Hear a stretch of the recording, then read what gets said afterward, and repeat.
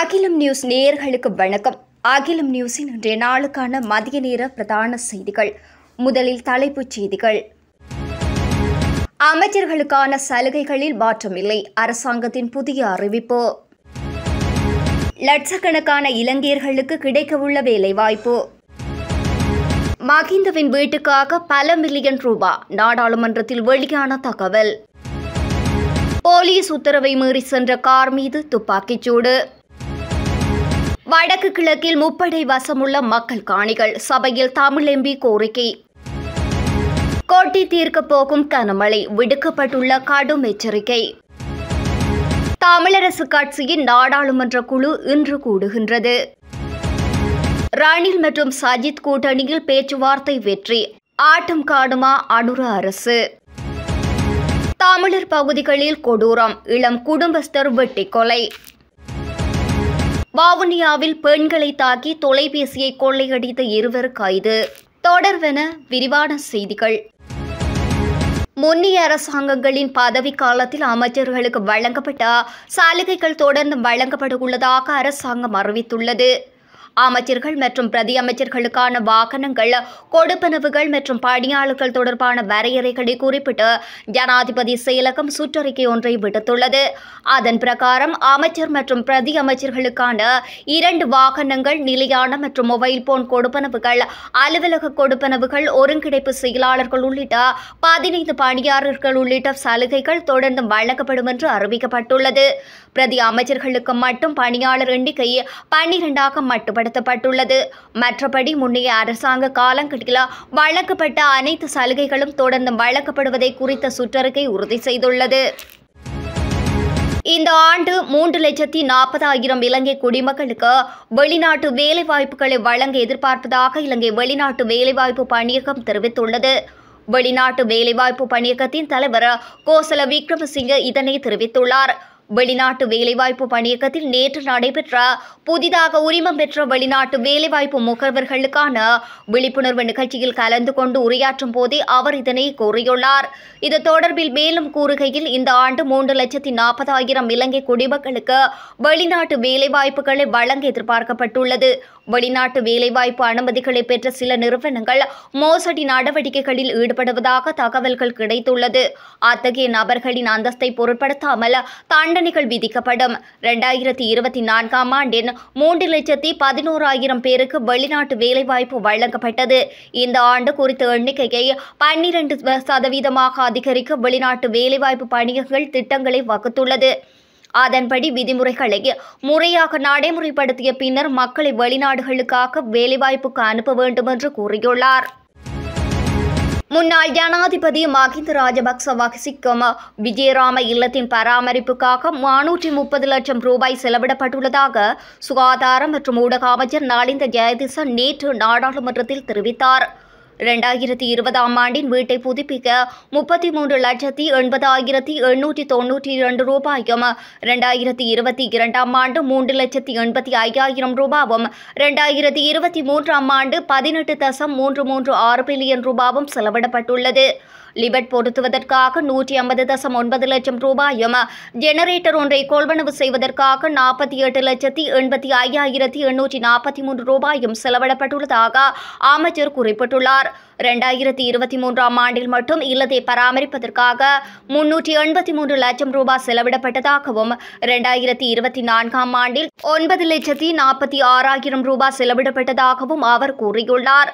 முன்னாள் அமைச்சர் லக்ஷ்மன் கதிர்காமம் வசித்த அந்த வீடு பின்னர் 1 ஏக்கருக்கு அதிகமான நிலப்பரப்பாக விரிவுபடுத்தப்பட்டதாகவும், அதன் அரசாங்க மதிப்பீட்டு மதிப்பு 3,127.84 பில்லியன் ரூபாய் எனவும் அமைச்சர் தெரிவித்துள்ளார். விஜயராம வீடு 35,334 சதுர அடி எனவும், வீட்டின் மாத வாடகை 46 லட்சம் ரூபாய் எனவும் மதிப்பிடப்பட்டுள்ளதாகவும் அமைச்சர் கூறியுள்ளார். கொழும்பு மாளிகாவத்தை பகுதியில் நேற்றிரவு போலீசாரின் உத்தரவை மீறி பயணித்த கார் மீது போலீசார் துப்பாக்கி பிரயோகம் மேற்கொண்டனர். கொழும்பு வடக்கு குற்றப்புலனாய்வு பணியகத்தின் மோட்டார் சைக்கிள் குழு நேற்று கிராண்ட்பாட்ஸ் பகுதியில் திடீர் போக்குவரத்து சோதனையை மேற்கொண்டிருந்தது. இதன்போதே உத்தரவை மீறி பயணித்த கார் மீது துப்பாக்கி பிரயோகம் இடம்பெற்றுள்ளதுடன் சந்தேக நபர்கள் 2 கைது செய்ததாக போலீசார் தெரிவித்தனர். பின்னர் வாகனத்தை சோதனையிட்ட போது அதில் சட்டவிரோத மதுபானம் கண்டுபிடிக்கப்பட்டதாகவும் போலீசார் தெரிவித்தனர். மேலும் சம்பவம் தொடர்பான மேலதிக விசாரணைகளும் நடைபெற்று வருகின்றன. வடக்கு கிழக்கில் முப்படைகளால் அபகரிக்கப்பட்ட உள்ள காணிகள் விடுவிக்கப்பட வேண்டும் என ரெலோ தலைவரும் நாடாளுமன்ற உறுப்பினருமான செல்வம் அடைக்கலநாதன் வலியுறுத்தியுள்ளார். அத்துடன் முப்படைகள் மக்களின் காணிகளை அபகரிக்கும் விடயத்தை நிறுத்த வேண்டும் என்றும் அவர் கோரிக்கை விடுத்துள்ளார். நேற்று நாடாளுமன்ற அமர்வில் கலந்து கருத்து தெரிவிக்கையில் குறித்த விடயத்தை செல்வம் அடைக்கலநாதன் தெரிவித்துள்ளார். அவர் தொடர்ந்து உரையாற்றுகையில் முன்னாள் ஜனாதிபதி கோட்டாபய ராஜபக்சவை குற்றப்புலனாய்வு திணைக்களம் விசாரணைக்கு அழைத்த விடயத்தை தாம் வரவேற்பதாகவும் குறிப்பிட்டுள்ளார். முன்னாள் ஜனாதிபதிகளின் வாசஸ்தலங்கள் தொடர்பில் அரசாங்கம் எடுத்திருக்கும் தீர்மானங்களையும் தாம் வரவேற்பதாக கூறியுள்ளார். இவ்வாறான அரசாங்கத்தின் செயற்பாடுகள் தொடர்ந்தும் நடைபெற வேண்டும் எனவும் எதிர்வரும் தேர்தலுக்கான யுத்தியாக இந்த விடயங்கள் அமைந்துவிடக் கூடாது என்றும் அரசாங்கத்தை செல்வம் அடைக்கலநாதன் வலியுறுத்தினார். மேலும் தூய்மையான ஒரு திட்டத்தை முன்னெடுக்கும் அரசாங்கம் பலதரப்பட்ட விடயங்களில் கவனம் செலுத்தும் போதே இத்திட்டங்கள் வெற்றியடைய முடியும் எனவும் அவர் சுட்டிக்காட்டியுள்ளார். ஊவா மற்றும் தெற்கு மாகாணங்களிலும் அம்பாறை, மட்டக்களப்பு, மாத்தளை மற்றும் நுவரெலியா மாவட்டங்களிலும் பல தடவைகள் மழை கூடும் என தெரிவிக்கப்பட்டுள்ளது. குறித்த விடயத்தை வளிமண்டலவியல் திணைக்களம் இன்று வெளியிட்டுள்ள அறிக்கையில் குறிப்பிடப்பட்டுள்ளது. இதன் அடிப்படையில் வடக்கு மற்றும் வடமத்திய மாகாணங்களிலும் திருகோணமலை மாவட்டத்திலும் சில இடங்களில் மழை பெய்யக்கூடும் என தெரிவிக்கப்பட்டுள்ளது. மேற்கு சப்ரகமுவ மாகாணங்களிலும் குருநாகல் மாவட்டத்திலும் மாலை அல்லது இரவில் மழை அல்லது இடியுடன் கூடிய மழை பெய்யக்கூடும். சில இடங்களில் 50 மில்லிமீட்டர் வரையான ஓரளவு பலத்த மழை பெய்யக்கூடும் என தெரிவிக்கப்பட்டுள்ளது.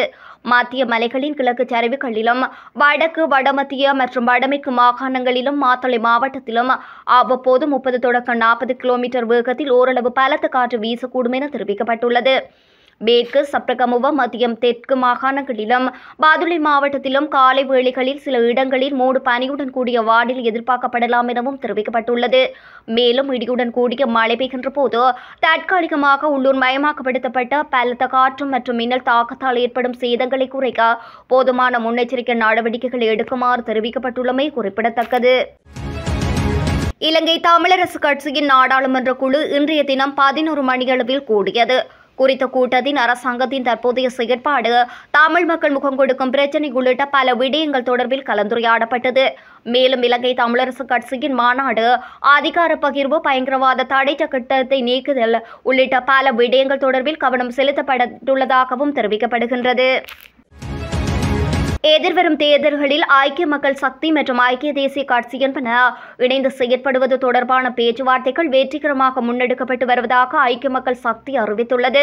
இது தொடர்பான 2ஆம் கட்ட பேச்சுவார்த்தை கொழும்பில் நேற்று முன்தினம் மாலை இடம்பெற்றிருந்தது. இந்நிலையில் அடுத்து வரும் கலந்துரையாடல்களில் எதிர்வரும் தேர்தலில் எவ்வாறு போட்டியிடுவது என்பது தொடர்பில் தொடர்ச்சியான பேச்சுவார்த்தைகளை முன்னெடுக்க எதிர்பார்த்துள்ளதாக ஐக்கிய மக்கள் சக்தி மேலும் தெரிவித்துள்ளது.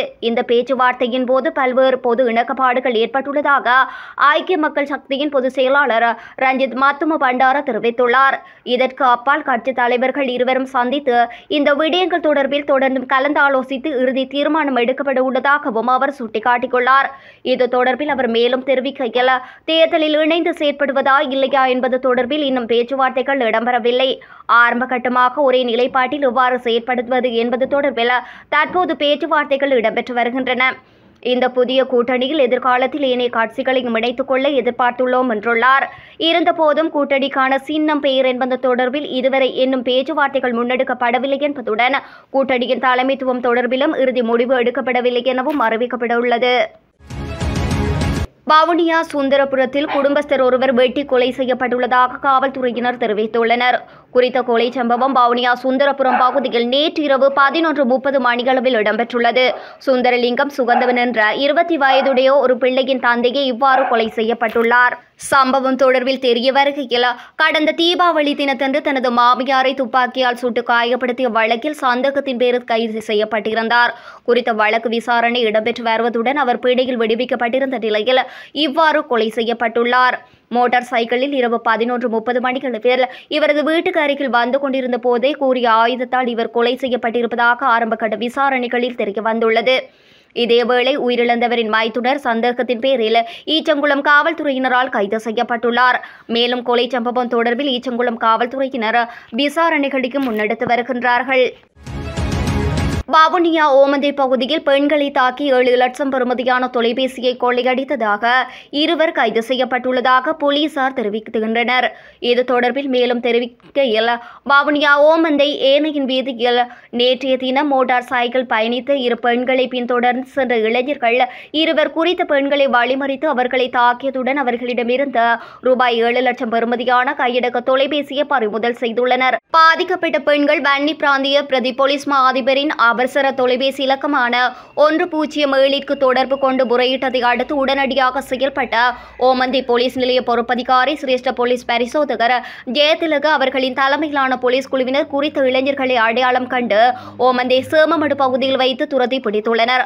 அவர்களிடமிருந்து குறித்த தொலைபேசி மீட்கப்பட்டுள்ளதாக போலீசார் தெரிவித்துள்ளனர். கைது செய்யப்பட்ட இருவரும் கிளிநொச்சி பகுதியைச் சேர்ந்த 29 வயதுடையவர்கள் எனவும் போலீசார் தெரிவித்துள்ளனர். மேலதிக விசாரணைகளின் பின்னர் கைது செய்தவர்களை நீதிமன்றில் முன்னிலைப்படுத்த உள்ளதாக குறிப்பிடப்பட்டிருந்தது. இத்துடன் அகிலம் நியூஸின் இன்றைய நாளுக்கான மதிய நேர பிரதான செய்திகள் நிறைவடைகின்றன. தொடர்ந்தும் செய்திகளை பெற்றுக்கொள்வதற்கு அகிலம் நியூஸுடன் இணைந்திருங்கள். நன்றி, வணக்கம்.